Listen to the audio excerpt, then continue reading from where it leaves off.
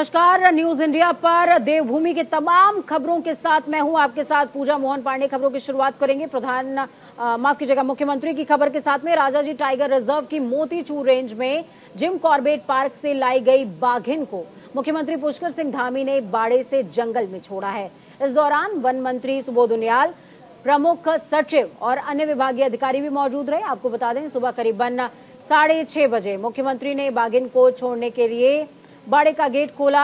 इस कार्यक्रम के लिए पार्क प्रशासन ने पहले ही सभी तैयारियां पूरी कर ली थी। दरअसल राजाजी पार्क के दक्षिणी पश्चिमी हिस्से में बाघों की तादाद बढ़ाने के लिए बीते कई सालों से कोशिशें की जा रही हैं। इसके लिए जिम कॉर्बेट टाइगर रिजर्व से राजाजी पार्क के एक हिस्से में बाघ और बाघिन को शिफ्ट किया जा रहा है।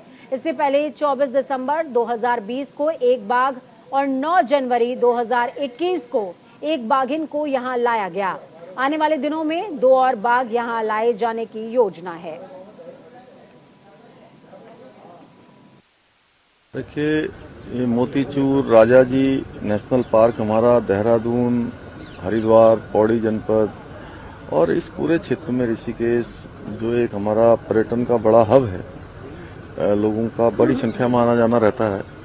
उस क्षेत्र में भी पर्यटन बढ़े और लोग यहाँ भी इसको देखने आए, इस प्राकृतिक सौंदर्य को देखने आए। तो इस उद्देश्य से आज यहाँ पर मादा टाइगर को यहाँ पर आज छोड़ा जा रहा है।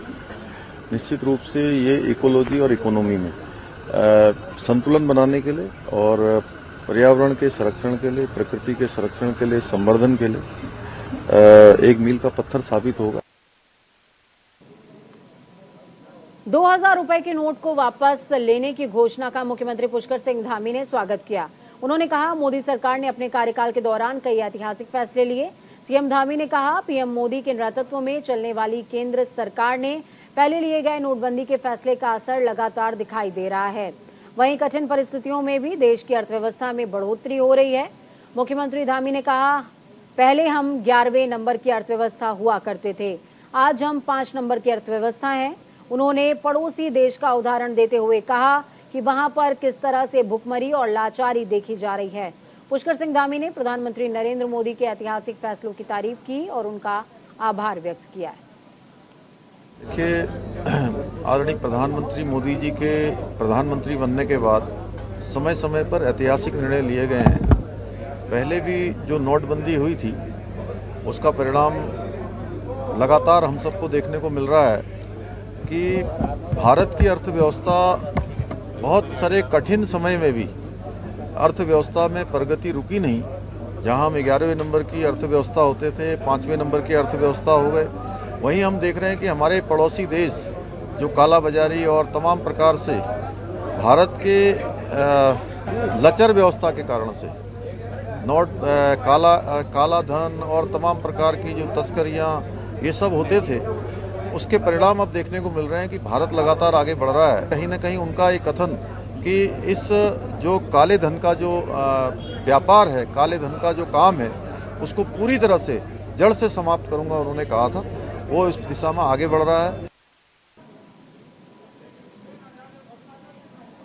चलिए ग्राउंड जीरो का रुख करते हैं। संजय पुंडीर हमारे साथ संवाददाता जुड़े हुए हैं। संजय, जिस तरीके से मुख्यमंत्री ने प्रधानमंत्री का आभार व्यक्त किया और उनके फैसलों को ऐतिहासिक बताया है, तो क्या विपक्ष भी इतना ही ज्यादा सुखद महसूस कर रहा है? देखिए पूजा, लगातार हम देख रहे हैं कि 2016 में भी एक बार नोटबंदी आई थी। हालांकि उस दौरान भी देश के प्रधानमंत्री नरेंद्र मोदी के फैसले का जनता ने स्वागत भी किया था। हालांकि थोड़ी बहुत जनता को परेशानी भी हुई थी, लेकिन कहीं ना कहीं समझते हैं कि जिस तरह से जो कार्य होते हैं, अवैध गतिविधियां होती हैं, उन सबको समाप्त करने के लिए इस तरह के फैसले लिए जाते हैं। और अब जिस तरह से 2000 के नोट, यानी देश की जो बड़ी करेंसी है 2000 का नोट, उसे कहीं ना कहीं सर्कुलेशन से बाहर करने का जो फैसला है वो भारतीय रिजर्व बैंक ने लिया है। हालांकि इसका लीगल टेंडर तो रहेगा, लेकिन उसके साथ साथ भारतीय रिजर्व बैंक ने अन्य बैंकों को भी सलाह दी है कि 30 सितंबर तक जो 2000 का नोट होगा उसे कहीं ना कहीं जमा करा दे और अन्य वर्ग के जो नोट है उसमें बदल ले। हालांकि इसकी सीमा मात्र 20,000 रुपए ही रखी गई है। इसको लेकर अब जो प्रदेश के मुखिया है, मुख्यमंत्री पुष्कर सिंह धामी, उन्होंने भी इस फैसले का स्वागत किया है। उन्होंने कहा है कि समय समय पर देश के प्रधानमंत्री नरेंद्र मोदी ने ऐतिहासिक फैसले लिए, कहीं ना कहीं वो सराहनीय है। पूजा। बहुत शुक्रिया संजय हमारे साथ जुड़ने के लिए, अहम जानकारी साझा करने के लिए। संजय जुड़े हमारे साथ में, जिन्होंने बताया किस तरीके से मुख्यमंत्री ने प्रधानमंत्री के इस कदम का स्वागत किया है। खबर चमोली से, जहां चतुर्थ केदार भगवान श्री रुद्रनाथ के कपाट आम श्रद्धालुओं के दर्शन के लिए खोल दिए गए हैं, तो वहीं श्रद्धा और मान्यताओं के बीच श्रद्धालुओं की मौजूदगी में कपाट खोलने की प्रक्रिया को पूरा किया गया। मौके पर कपाट खुलने के दौरान दर्शन पूजन के लिए श्रद्धालुओं की भारी भीड़ देखने को मिली है। आपको बता दें कि बुग्याल के बीच गुफा में भगवान शिव के मुखारबिंद यानी कि मुख का दर्शन किया जाता है। भारत में यह अकेला ऐसा स्थान है जहां भगवान शिव के मुख की पूजा होती है।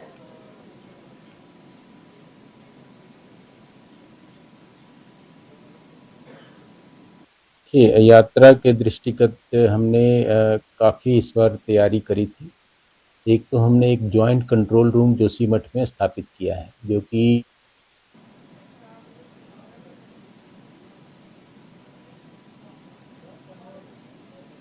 तो भगवान रुद्रनाथ के कपाट खोल दिए गए हैं। सबसे बड़ी बात यह कि भगवान रुद्रनाथ के कपाट खुलने के साथ ही अब श्रद्धालु भगवान शिव के मुखार बिंद के दर्शन कर पाएंगे।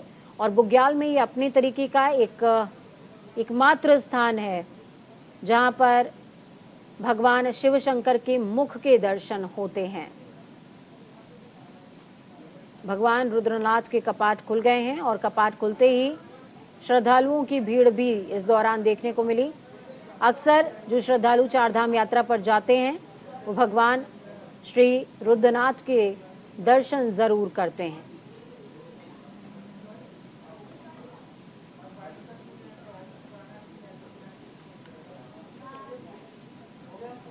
अब बात चारधाम यात्रा की करेंगे। चारधाम यात्रा को लेकर उत्तराखंड सरकार की ओर से हर संभव सकारात्मक कदम उठाए गए हैं।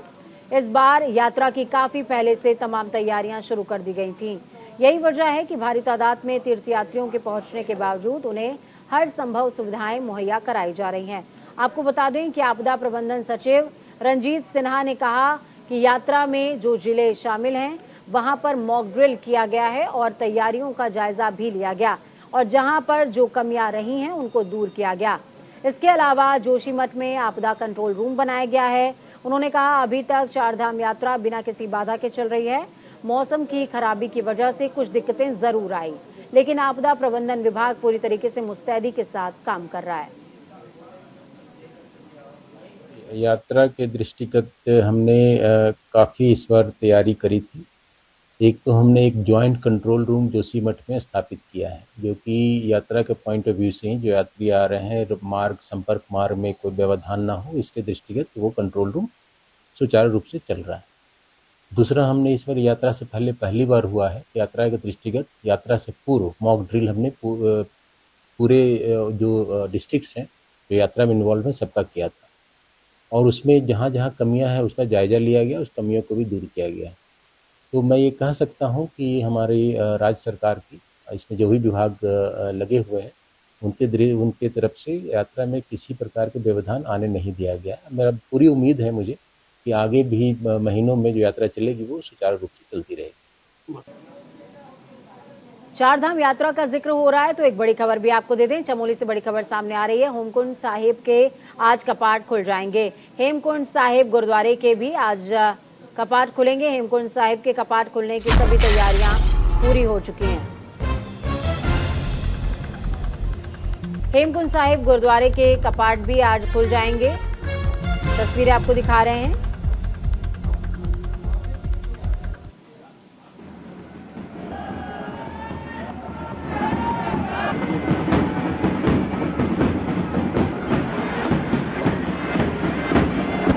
तस्वीरें बेहद उत्साहवर्धक।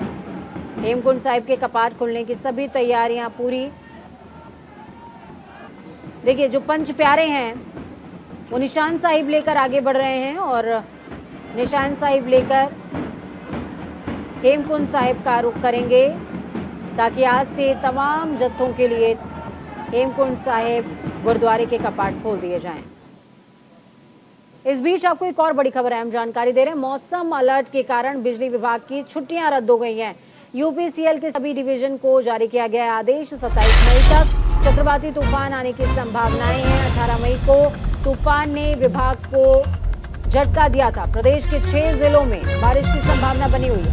मौसम विभाग ने बारिश के आसार जताए हैं। इस वक्त की बेहद बड़ी और अहम जानकारी। मौसम विभाग ने बिजली विभाग की तमाम जो छुट्टियां हैं, मौसम विभाग के अलर्ट के बाद बिजली विभाग के कर्मचारियों की तमाम छुट्टियां रद्द हो चुकी हैं। बड़ी खबर है, पिछले बीते दिनों जिस तरीके के हालात प्रदेश में बने हुए हैं और 4 धाम यात्रा भी चल रही है, ऐसे में बेहद जरूरी हो जाता है कि यूपीसीएल के सभी डिवीजन के जो अधिकारी हैं वो अपनी चेयर्स पर मौजूद रहें। यही वजह है कि बिजली विभाग के तमाम कर्मचारियों की जो छुट्टियां हैं वो रद्द हो गई हैं।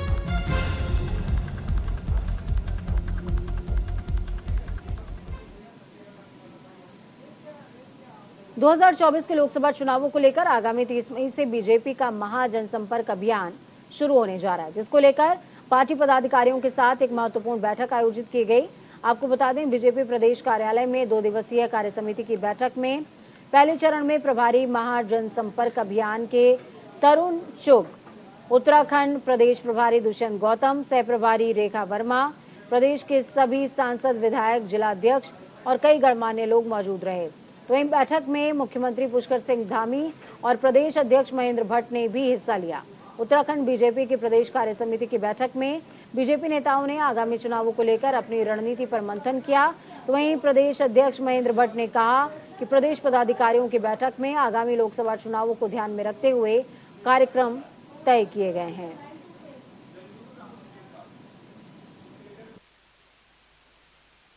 पांचों लोकसभा सीट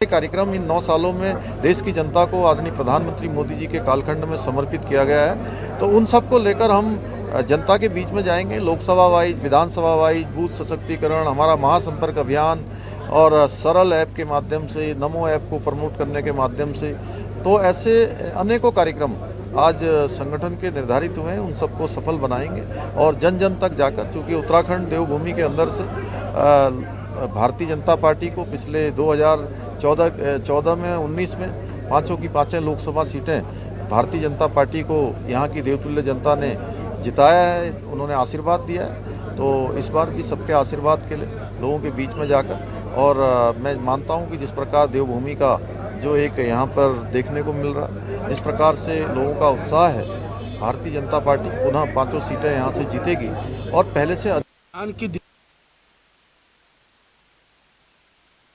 से हमारी पदाधिकारी बैठक थी और लक्ष्य एक ही रखा कि उत्तराखंड के अंदर 51% वोट, चाहे वो नगर पालिका चुनाव हो, चाहे हमारे लोकसभा के चुनाव हो, चाहे बागेश्वर का उपचुनाव हो, भारतीय जनता पार्टी 51% वोट मत कैसे प्राप्त कर सकती है, उस दृष्टिकोण के कार्यक्रम की रचना हमने की है। इसमें हमने मुख्य रूप से अपने सांसदों पर केंद्रित कार्यक्रम का स्वरूप दिया है। इस खबर पर ज्यादा जानकारी के लिए ग्राउंड जीरो का रुख करते हैं। संजय पुंडीर हमारे साथ में जुड़े हुए हैं ग्राउंड जीरो से। संजय, लोकसभा चुनावों का यहाँ पर जिक्र हो रहा है, लेकिन लोकसभा चुनाव उतना बड़ा मैदान है जिस पर शायद मेरे ख्याल में अभी बात करने की जरूरत नहीं, लेकिन अभी बागेश्वर उपचुनाव और निगम के चुनाव सामने खड़े हैं। ऐसे में बीजेपी की क्या रणनीति, क्या योजना, किस तरीके से मैनेजमेंट किया जाएगा? देखिए पूजा, लगातार हम देखते हैं कि जब चुनाव का जिक्र होता है या फिर चुनाव आने वाले होते हैं तो उससे पहले ही जो सभी पार्टी के नेता होते हैं वो पूरी तरह सक्रिय हो जाते हैं, यानी लोग लुभावन वायदे लेकर जनता के बीच पहुंचना शुरू कर देते हैं। ऐसे में भारतीय जनता पार्टी भी लगातार आगामी लोकसभा चुनाव को लेकर तैयारी शुरू कर रही है। ऐसे में 30 मई से भारतीय जनता पार्टी का महाजनसंपर्क अभियान शुरू होने जा रहा है, जिसमें बूथ से लेकर विधानसभा तक जो भारतीय जनता पार्टी के नेता हैं, कार्यकर्ता हैं, वो पहुंचेंगे और केंद्र सरकार की महत्वपूर्ण योजनाएं बताएंगे। क्योंकि हम देखते हैं कि पंचायत चुनाव हो या फिर विधानसभा चुनाव हो, दोनों में ही भारतीय जनता पार्टी को एक बम्पर जीत हासिल हुई है। बिल्कुल संजय, आप हमारे साथ बने रहिए, अभी और भी आपसे जानकारी लेंगे, अपडेट्स लेंगे। तो रविशंकर ये बताना भूल गए कि दिल्ली भारत का दिल है और दिल्ली पर सभी का अधिकार है, लेकिन सर्वोच्च न्यायालय क्या है। खबरों में आगे बढ़ते हैं और उत्तराखंड की खबरों का एक बार फिर से रुख करते हैं। 2024 के लोकसभा चुनावों को लेकर तमाम राजनीतिक पार्टियों की तैयारियां तेज है। विपक्ष में बैठे सीएम नीतीश कुमार, सीएम अरविंद केजरीवाल, मुख्यमंत्री ममता बनर्जी और समाजवादी पार्टी के राष्ट्रीय अध्यक्ष अखिलेश यादव लोकसभा चुनाव में पीएम मोदी के सामने विपक्ष का चेहरा बनना चाहते हैं। लेकिन कांग्रेस के वरिष्ठ नेता आचार्य प्रमोद कृष्णन ने ये कहा है कि क्षेत्रीय पार्टी का कोई भी नेता पीएम मोदी को चुनाव नहीं हरा सकता। तो वहीं लोकसभा चुनाव में प्रमोद कृष्णन ने हरिद्वार लोकसभा सीट से चुनाव लड़ने की इच्छा जाहिर की है। 2024 का जो चुनाव है वो चेहरों का चुनाव है और नरेंद्र मोदी इस देश के बहुत बड़े चेहरे हैं। तो अगर विपक्ष चाहता है कि नरेंद्र मोदी को हराया जाए तो फिर कोई चेहरा तो देना पड़ेगा ना, और वो चेहरा कैसा होना चाहिए जो नरेंद्र मोदी को टक्कर दे सके, जिसकी पॉपुलैरिटी हो, जिसकी एक्सेप्टेबिलिटी हो, जिसकी क्रेडिबिलिटी हो। तो मुझे आप बताइएगा कि जितने रीजनल पार्टी के नेता हैं ये अपनी अपनी पार्टियों के अपने अपने राज्य में नेता हैं। राष्ट्रीय स्तर पर तो मुझे लगता नहीं किसी की भी पॉपुलैरिटी, किसी की भी क्रेडिबिलिटी या किसी की एक्सेप्टेबिलिटी प्रियंका गांधी जी से ज्यादा हो। इस बीच आपको एक और बड़ी और अहम जानकारी दे रहे हैं। डीएम गर्ब्याल ने हरिद्वार का पदभार संभाल लिया है। नए जिलाधिकारी का अधिकारियों ने जोरदार स्वागत किया। 2009 बैच के आईएएस ऑफिसर हैं धीराज सिंह गर्ब्याल। गर्ब्याल ने पहले पौड़ी नैनीताल में अपनी सेवाएं दी हैं। डीएम ने अधिकारियों के साथ बैठक करके चर्चा भी की है। बड़ी खबर, अहम जानकारी इस वक्त की आपको दे रहे हैं। हरिद्वार के नए जिलाधिकारी के तौर पर धीराज सिंह गर्ब्याल, जो कि पुष्कर सिंह धामी के विश्वस्त अधिकारियों में से एक हैं। हरिद्वार की कमान इनको सौंप दी गई है।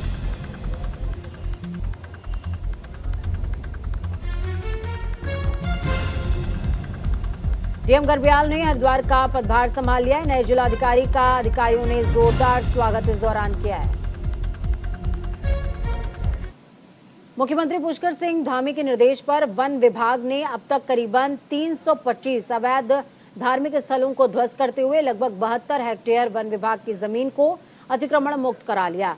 इन अवैध धर्म स्थलों में 294 मजारें, 31 मंदिरों को ध्वस्त किया गया, जबकि 2 गुरुद्वारों को भी नोटिस भेजा गया है। तो वहीं सीएम धामी के निर्देश पर जहां जंगलों में अतिक्रमण करने वालों पर शिकंजा कसा जा रहा है, तो वहीं अब अतिक्रमण हटाने में लापरवाही बरतने वालों पर भी गाज गिरेगी। उत्तराखंड मुख्यमंत्री पुष्कर सिंह धामी के निर्देश में हरिद्वार से भी कई मजारों को ध्वस्त किया गया। तो वहीं स्थानांतरित जिलाधिकारी विनय शंकर पांडे के सम्मान समारोह में आए महामंडलेश्वर स्वामी रूपेंद्र प्रकाश महाराज ने प्रशासन का आभार व्यक्त करते हुए कहा कि जिस तरह से हरिद्वार प्रशासन वन विभाग की जमीनों से नेशनल हाईवे से मजारों को ध्वस्त कर रहा है, उसके लिए शासन प्रशासन बधाई का पात्र है। एक्शन लिया गया, मैं विशेषकर शासन और प्रशासन को बधाई देता हूं। निश्चित रूप से जल्दी ही हम सब की मांग है ये अभियान पूर्ण हो और उत्तराखंड में जितनी भी अवैध ऐसे निर्माण हैं, चाहे वो नेशनल हाईवे पर हो या वन विभाग की संपत्ति पर, उसको ध्वस्त किया जाना चाहिए। ये राज्य का जो इस्लामीकरण इन मज़ारों के माध्यम से किया जा रहा है, ये उत्तराखंड में बिल्कुल भी बर्दाश्त नहीं किया जाएगा। ये संतों की पहले से ही मांग रही है और उस मांग को बहुत गंभीरता से इस राज्य के मुख्यमंत्री पुष्कर सिंह धामी जी के द्वारा और माना गया और उस पर अमल किया गया। मैं पुनः प्रशासन को भी बधाई देता हूं कि इस अभियान को बहुत तीव्र गति से और पूर्ण करने। ग्राउंड जीरो से संजय जुड़े हुए हमारे साथ में। संजय, जिस तरीके से लैंड जिहाद का मामला लगातार तूल पकड़ता जा रहा था, सीएम धामी एक्शन मोड में आए और उसी एक्शन का नतीजा है कि कई अवैध निर्माणों को ध्वस्त किया गया है, जिसका स्वागत महामंडलेश्वर ने खुद किया है। लगातार हम देख रहे हैं कि उत्तराखंड में अतिक्रमण को लेकर विशेष अभियान चलाया जा रहा है। उसमें हरिद्वार की अगर बात कर लें तो हरिद्वार में भी सैकड़ों ऐसे स्थान है जो कहीं ना कहीं प्रशासन ने ध्वस्त कर दिए हैं। हालांकि इस फैसले को लेकर जो संत समाज है वो कहीं ना कहीं मुख्यमंत्री पुष्कर सिंह धामी के फैसले का स्वागत कर रहा है और उनका यही कहना है जिस तरह से वर्षों से जो जंगल की बात की जाए या फिर सरकारी भूमियों की बात की जाए, वहां पर धर्म के नाम पर एक अतिक्रमण किया है वो कहीं ना कहीं गलत है। और इस तरह के अगर कहीं और भी हो रहा है तो उसे भी कहीं ना कहीं पहले अतिक्रमणकारी को खाली कर देना चाहिए। यानी मुख्यमंत्री पुष्कर सिंह धामी ने जिस तरह से अपने बयान में कहा था कि जो अतिक्रमणकारी है वो समय रहते अपना सामान हटा ले, वहां से अतिक्रमण को हटा ले, नहीं तो उसके खिलाफ कानूनी कार्रवाई की जाएगी। पूजा, बहुत शुक्रिया संजय, हमारे साथ जुड़ने के लिए, अहम जानकारी ग्राउंड जीरो से साझा करने के लिए। तो अवैध निर्माणों को ध्वस्तीकरण का काम हरिद्वार क्षेत्र में फिलहाल चल रहा है, वन विभाग के क्षेत्रों में चल रहा है, लेकिन ऐसा नहीं है कि और भी विभाग इस क्षेत्र में एक्टिव मोड में काम नहीं कर रहे हैं, उन क्षेत्रों में भी काम हो रहा है। वक्त छोटे से ब्रेक का, ब्रेक के उस पार खबरों का सफर लगातार जारी रहेगा। बने रहिए न्यूज इंडिया के साथ, क्योंकि हम हैं राष्ट्र की आवाज।